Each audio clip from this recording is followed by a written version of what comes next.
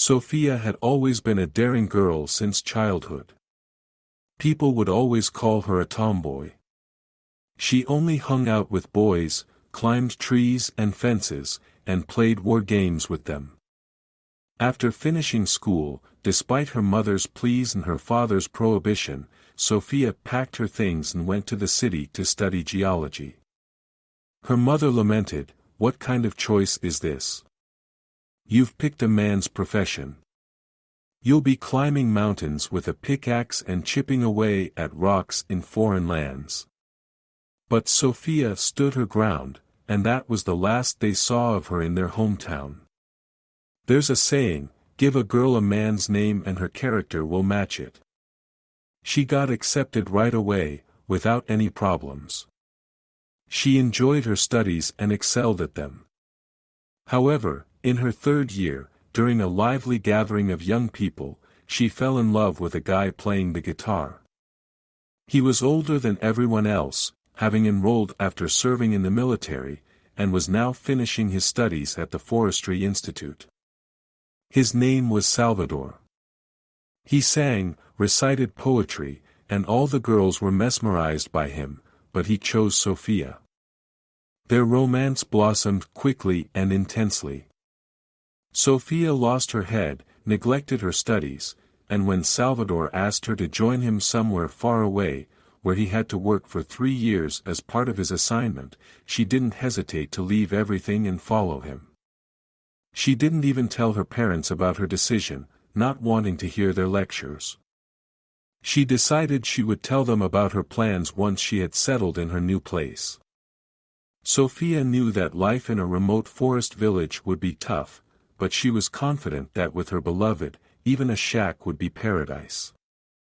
But things didn't turn out that way. They were given an old, drafty house. Salvador started working as a gamekeeper, disappearing into the forest for weeks. He said he needed to learn everything, understand the area, and earn the locals' respect. He introduced himself to everyone as Mr. Salvador, and that's what the villagers started calling him. Sophia felt like a bird in a cage, alone at home. She didn't need friends, and couldn't connect with the local girls, nor did she want to. What really bothered her was her unclear status. Salvador hadn't proposed to her, she wasn't his wife or his fiancée, she was nobody. Salvador got angry whenever she brought it up. "Isn't my love enough for you? Do you need a stamp?" But when Sophia got pregnant, they finally got married. A year after they moved, twins Sancho and Lucy were born. Salvador didn't seem particularly happy about their birth. He spent even more time in the forest, fixing up a hut on a hunting ground, building secret shelters throughout his vast territory.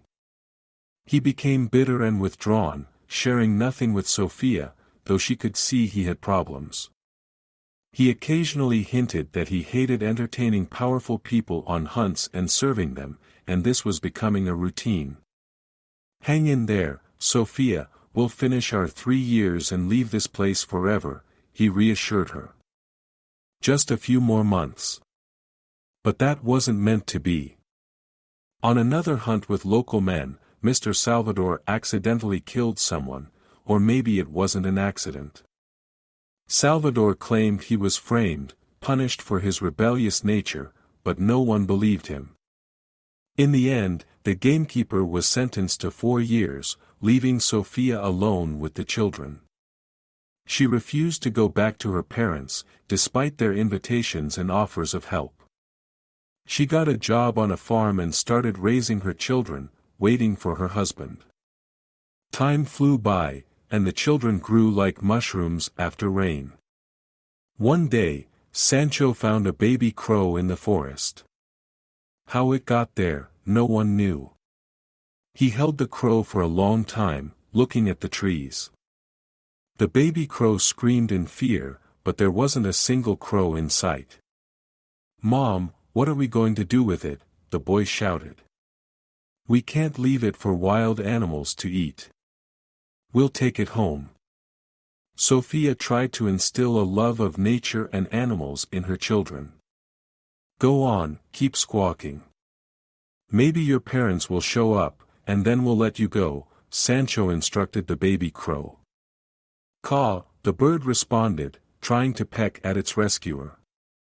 They made a big cage for the crow, dug up some worms, named him Rio, and placed him by the window. Over time, the noisy fledgling grew into a respectable crow. Rio wasn't afraid of the family members. He often perched on the kids' shoulders or rummaged through the kitchen looking for food to steal. Sophia had long since opened the cage, letting their pet go free, but the outside world didn't tempt Rio. He would fly to the nearest trees but always returned to his windowsill. Thus, he continued living with them, although he did occasionally visit the forest. Salvador returned from prison a completely different man. The confinement had changed him, or maybe it was the environment there. He started raising his hand against his wife more often and sometimes the children, too. Alcohol made things worse. Mr. Salvador turned into a beast under its influence. Sophia stood up for her children, fighting fearlessly as she did in her childhood. Her combative spirit hadn't gone anywhere. She and her husband had physical altercations because she defended herself, refusing to be a submissive victim, but a man is stronger. One day, he locked his beaten wife in the barn. While she was regaining consciousness, he took the children and dragged them into the forest that began right behind their backyard. When Sophia finally came to and managed to escape the barn by breaking the boards in the attic, the house was empty, even Rio's cage was empty.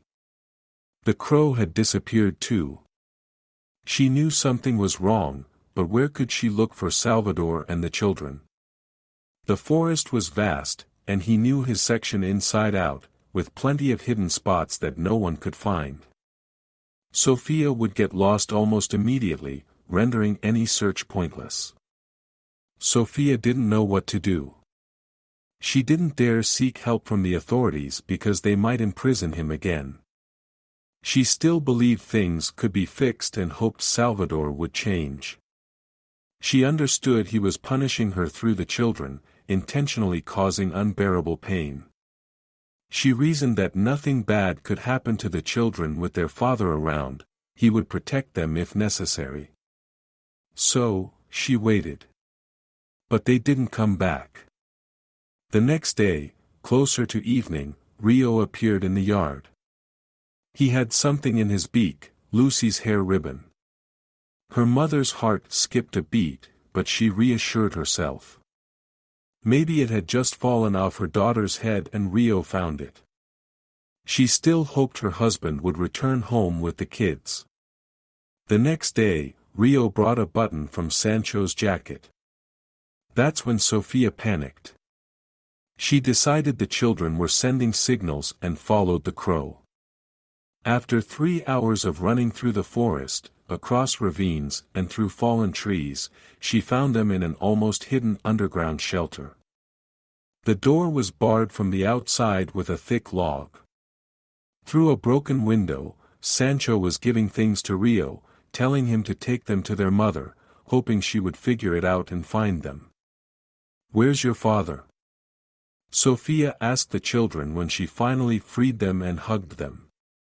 "He went to get firewood to light the stove, but he never came back." "We'll find him, right, Mom?" But Sophia already understood she would never see her beloved Salvador again, and she was right.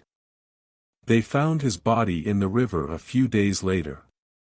Whether he drowned himself or it was an accident, they never found out. But if it hadn't been for Rio, who turned out to be very smart and resourceful, the kids would have had a hard time in that underground shelter. Sophia didn't even want to think about the worst-case scenario.